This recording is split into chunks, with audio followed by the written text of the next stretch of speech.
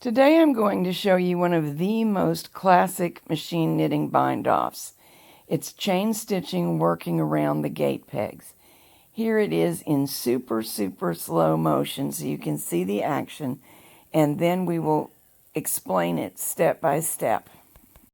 This method makes a neat chain stitched edge. It's a little bit stretchy, okay for many fabrics, and it has the advantage that the gate pegs are helping you size your chain stitches for neatness. Let's bind off around the gate pegs. This is the edge of the knitting, and I'll do the first few stitches from here, then I'll move the camera. I'm taking the yarn and placing it to the right of, since I'm working right to left because I'm right-handed, to the right of and behind that first gate peg. Now, with my thumb on my left hand, pulling the needle butt back, placing my latch tool so that it is hooked into the hook of the needle, pull back. Now the latch tool is full through the stitch. I'm going to grab the working yarn, pull it through. So we've made a chain stitch around this gate peg. My left hand is still holding the yarn to the back. So now I can start to move along. Hook to hook, pull back, make a chain stitch. Hook to hook, pull back, make a chain stitch. And it can get quite fast. I can actually go about twice this fast now that I have a lot of practice when the camera's not in my way. And it's very easy to keep it even, because you have your gate pegs spacing your stitches.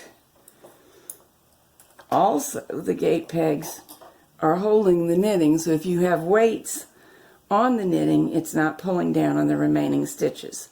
I'm going to move the camera now and we can do a few more. I'm at this stitch now because of the move.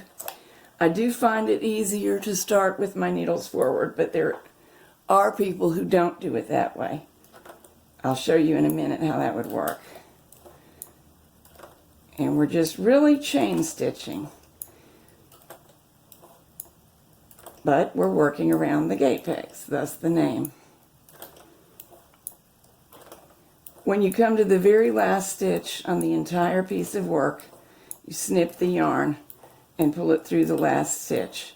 And if you ever need to release this, it comes out like any other chain stitch. Once you release that last stitch on the end, and it'll pull out.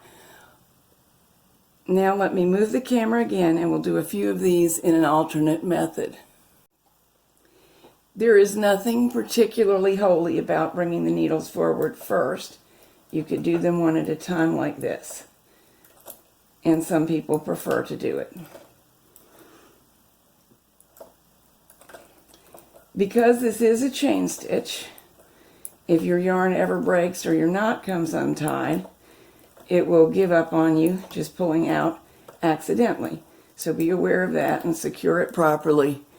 And if your yarn is delicate, just say it's fun fur, which has a good core, but there's a lot more yarn than there is core.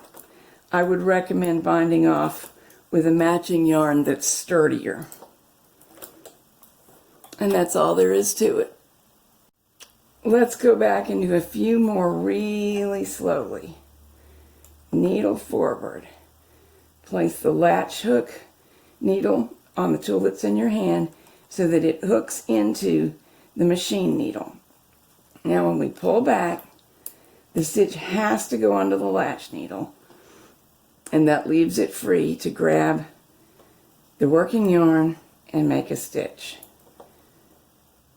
Hook to hook, pull back, make a stitch. Hook to hook, pull back, making a stitch. And I may not have emphasized enough that to be ready to make the following stitch, push the latch needle away from you so it's free to match up to the hook on the stitch.